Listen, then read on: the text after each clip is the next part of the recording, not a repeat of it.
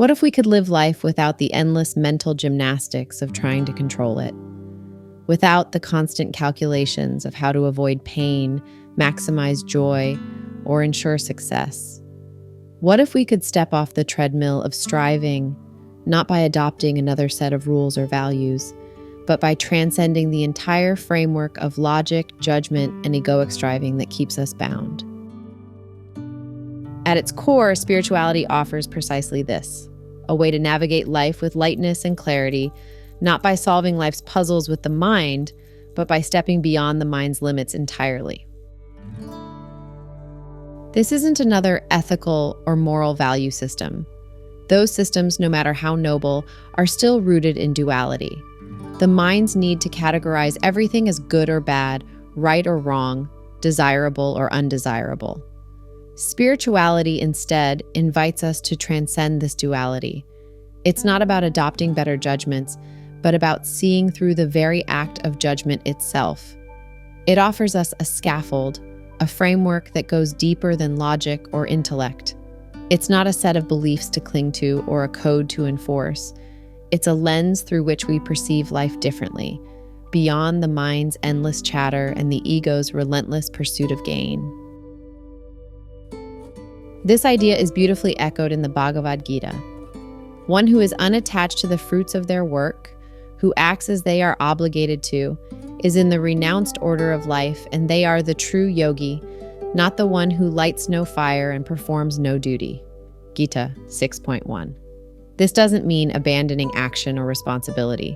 It means letting go of the ego's obsession with results, its need to claim success or avoid failure. Let's start by addressing what spirituality isn't. It's not about withdrawing from life or denying yourself joy. It's not a feel-good trend or a quick fix wrapped in mystical language.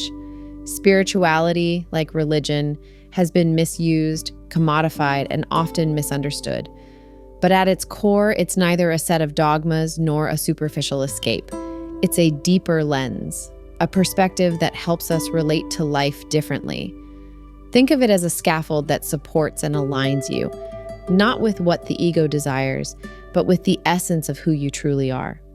This framework doesn't remove the ups and downs of life, but it changes how they resonate with you.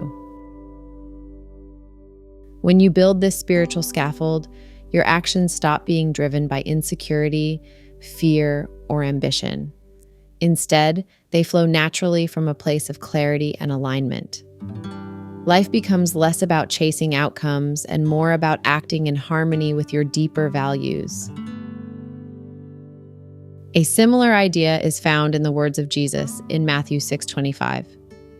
Therefore I tell you, do not worry about your life, what you will eat or drink, or about your body, what you will wear.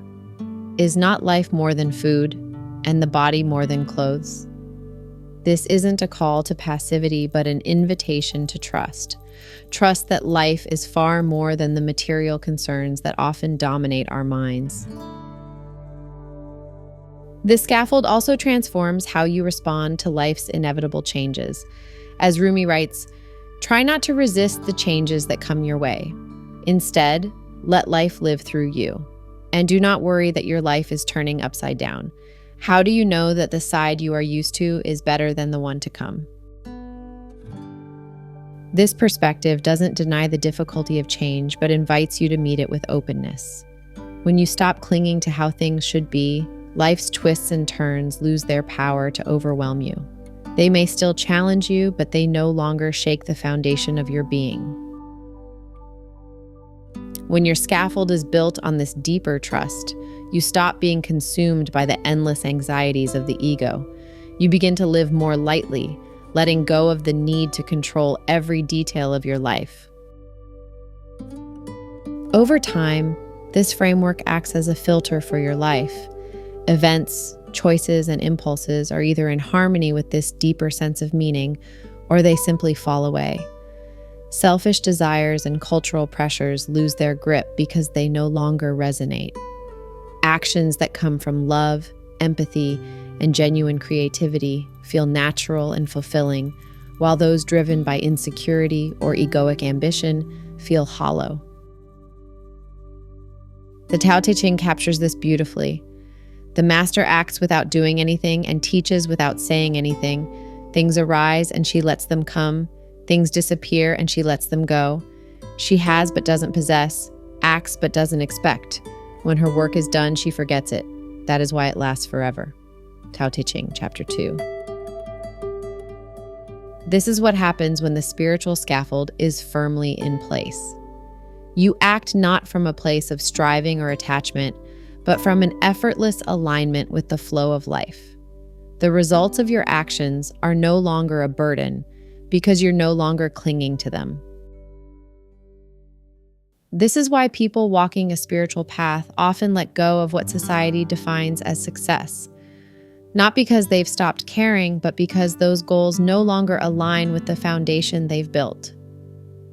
They've found a deeper richness in life, one that isn't dependent on external validation.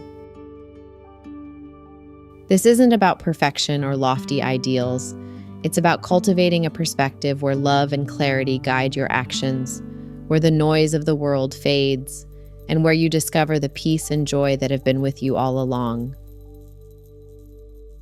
When you live from this depth, life flows through you effortlessly, and actions arise not from the ego's calculations, but from the clarity of your true nature.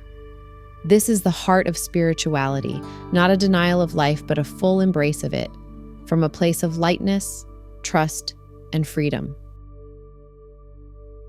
And here's the paradox. By letting go of the need to control life, you begin to engage with it more fully. The challenges, joys, and sorrows of life don't disappear, but they take on a different quality. They become waves on the surface of a vast ocean, a surface that moves and changes while the depths remain untouched. Over time, this framework doesn't just change how you live, it changes who you are, or perhaps more accurately, it reveals who you've been all along. Let life live through you, build the scaffold, and discover the freedom of simply being.